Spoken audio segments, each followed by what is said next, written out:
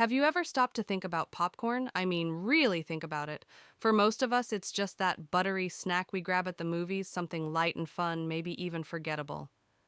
But behind every fluffy kernel lies a history that's anything but simple. A history filled with gods and rituals, blood and sacrifice, survival, and even death. Popcorn has been worshipped, banned, reinvented, and blamed for sickness, and somehow it has survived through it all. Today we're going to uncover the dark history of popcorn. From ancient Aztec temples to the glowing microwaves in our kitchens, this tiny grain has been at the center of some of humanity's strangest and most unsettling stories. And by the end, you might never look at your popcorn bowl the same way again. Chapter 1: The Mysterious Origins of Corn. When I first started digging into the story of popcorn, I honestly thought it was going to be simple. You know, just some inventor in the 1800s who figured out that heating up kernels made them pop and boom, snack food was born. But the deeper I went, the more I realized that this tiny grain, something we throw into the microwave without a second thought, has a history that stretches back thousands of years, filled with mystery, myth, and survival. Corn, as ordinary as it seems, is actually one of humanity's oldest companions. Scientists trace its origins to ancient Mexico around 1200 BC, where it developed from a type of wild grass. But here's the strange part: corn doesn't grow back on its own. Unlike wild plants that spread naturally, corn has to be replanted by hand. That means, from the very beginning, it needed people to survive, and people needed it just as much. It's almost like the crop and the human race entered into this silent, eternal pact. When I first read about that, it really struck me. Who were the people who carried this responsibility thousands of years ago? Who were the ones carefully saving seeds and planting them again season after season, ensuring that this plant lived on?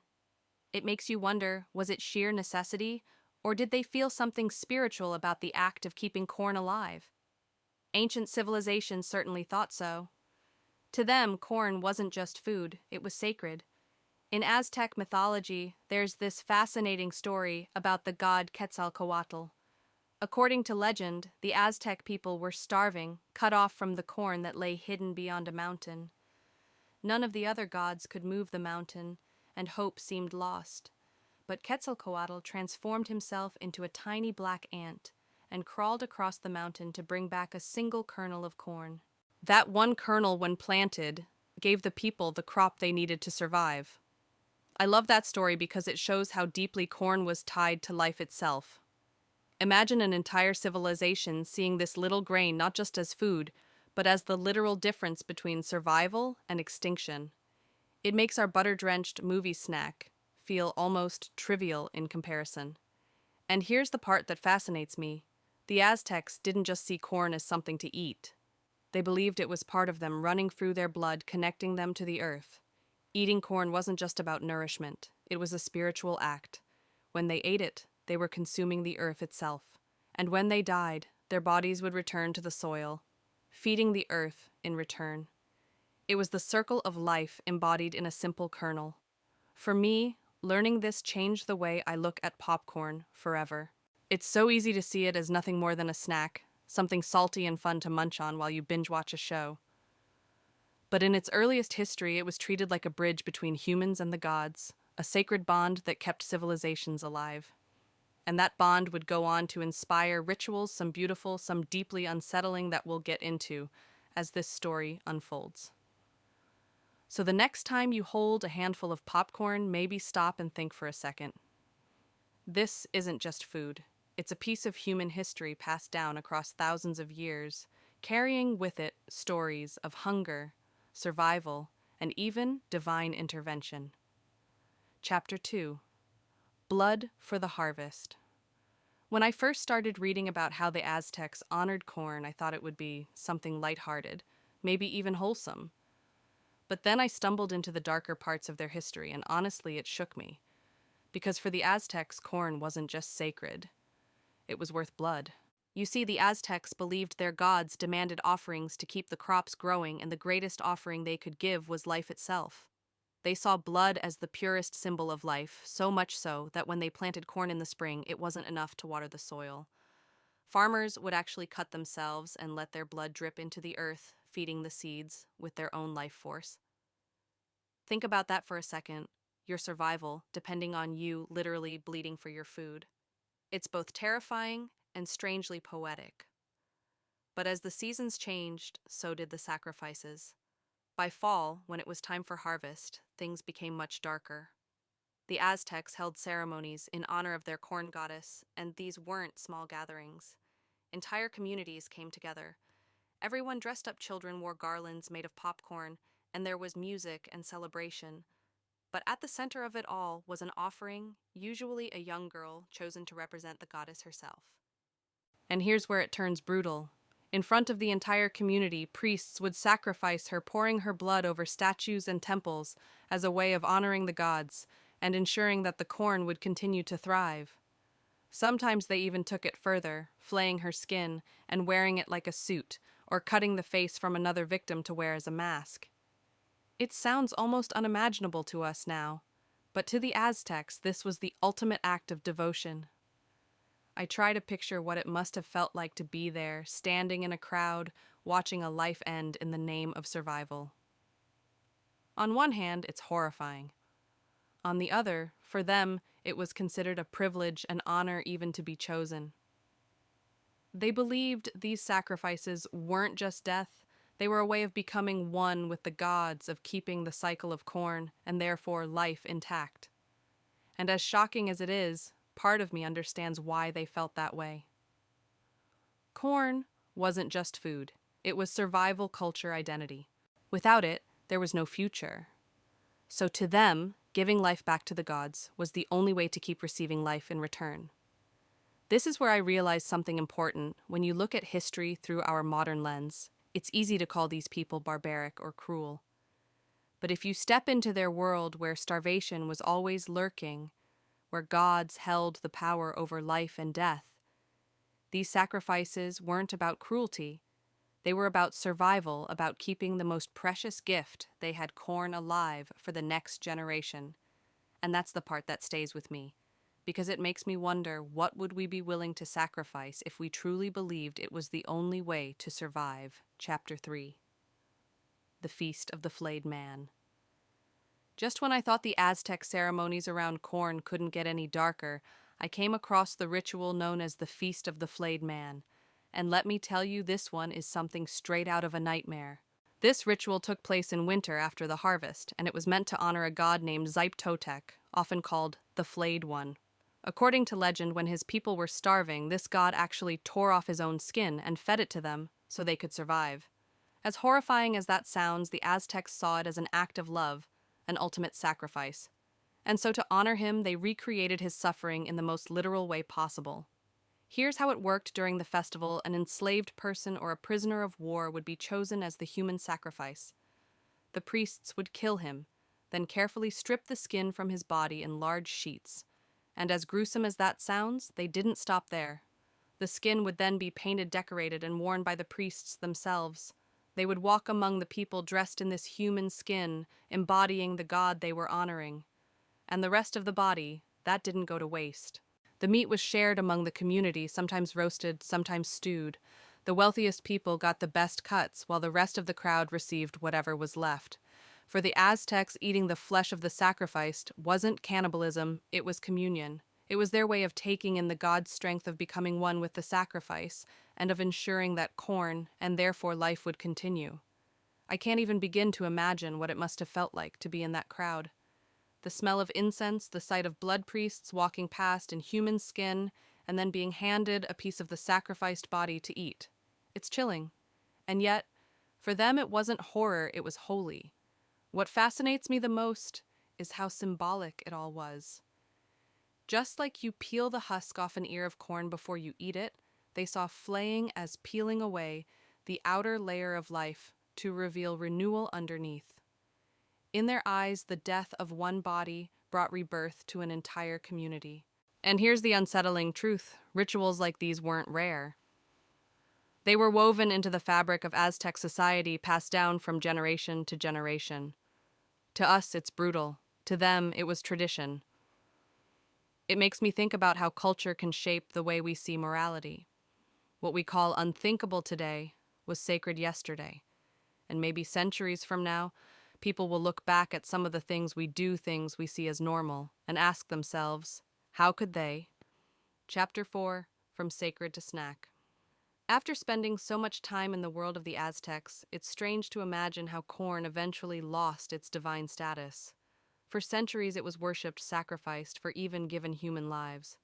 But when Europeans arrived in the Americas, everything began to change. By the 1600s, indigenous tribes across North America had already mastered corn farming. They grew it in huge fields, used it in everything from bread to drinks, and even figured out how to pop kernels over fire. When French explorers first saw the Iroquois making popcorn, they were fascinated. Imagine watching a hard little seed suddenly burst into a fluffy white puff. It must have looked like magic. The Iroquois shared their method, but as history so often goes, the settlers didn't just learn, they took. And soon, popcorn spread into European colonies. But here's where the meaning really shifted. For indigenous peoples, corn still carried spiritual weight. It was a gift from the earth, something to be respected. To settlers, though, it was just food, cheap, filling, and practical. They experimented with it, made popcorn soup, even ate it for breakfast with cream and sugar. Slowly, the spiritual connection faded, replaced with convenience. Corn was no longer sacred. It was just corn. And yet I can't help but think about how much was lost in that transition. Imagine watching your people honor a plant for generations, believing it carried the essence of life itself, only to see newcomers boil it, butter it, and strip it of its meaning. To them, it wasn't divine, it was just another crop to harvest, another snack to eat. This transformation says a lot about how culture shapes value. For the Aztecs, corn was holy. For settlers, it was cereal.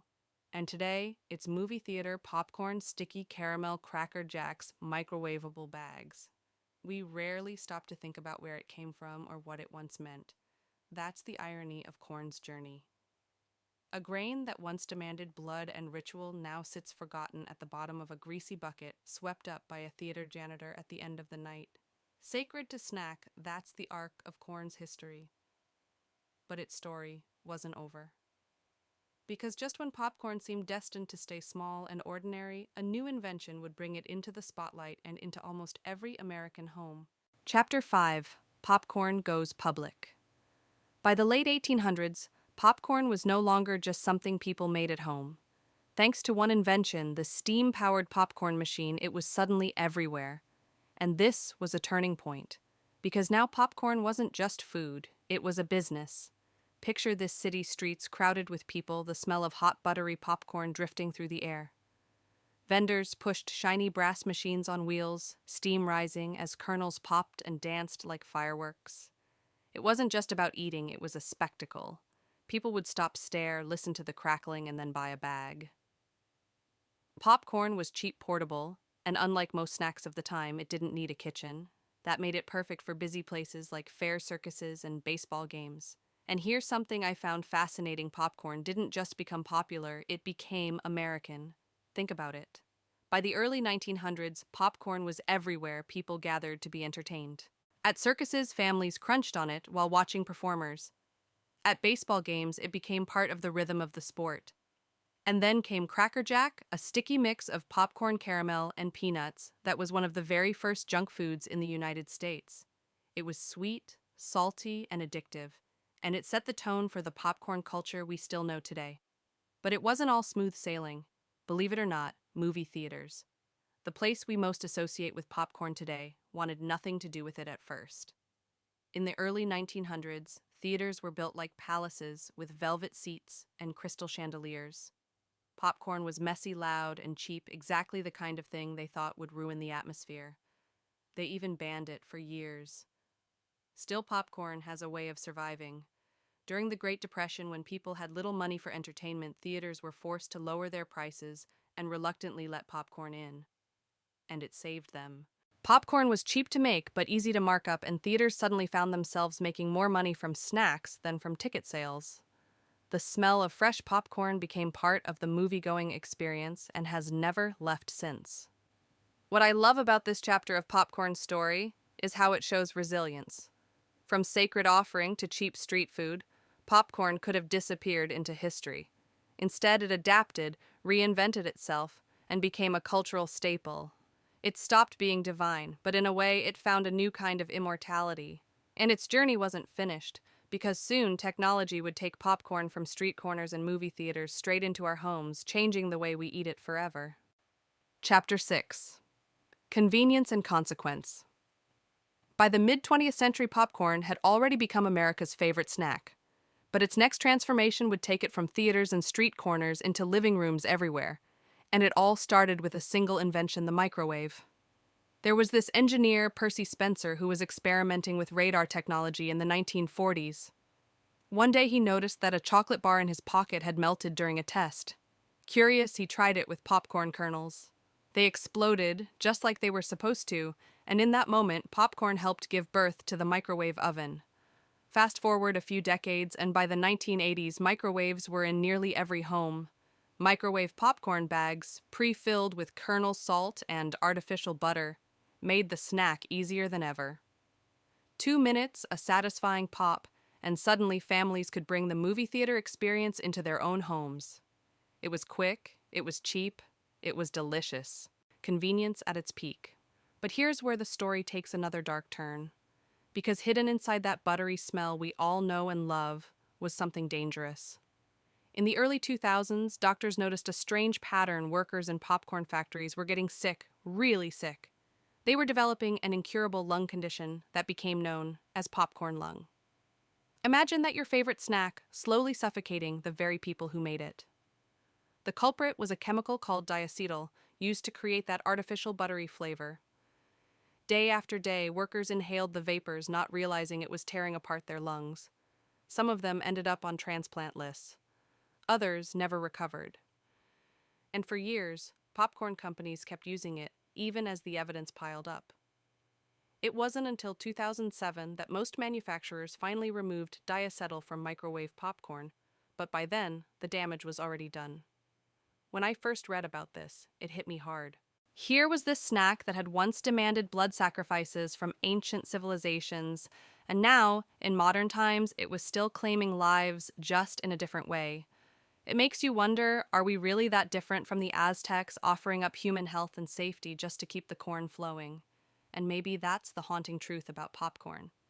It has always walked the line between life and death, between joy and sacrifice. From sacred rituals under temple pyramids to factory lines in the Midwest, this humble kernel has carried with it both survival and suffering. And yet, despite everything, we still eat it, we still crave it. Because somehow, in all its forms, popcorn has always been there for us, through hunger, through war, through theaters, and now in our own kitchens. So, what did we learn today? Popcorn isn't just a snack, it's a survivor. It's been sacred food, a symbol of life, a source of death, and a billion-dollar business. It has demanded blood sacrifices in ancient times and cost factory workers their health in modern times. And yet, despite all of this, we still can't resist it.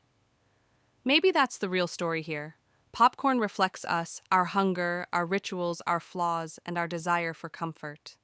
It shows how something so ordinary can carry a history that is anything but. So, the next time you hear that familiar popping sound, I hope you pause for a moment. Think about the people who planted it, who worshipped it, who even gave their lives for it. And then if you still want to go ahead, take a bite.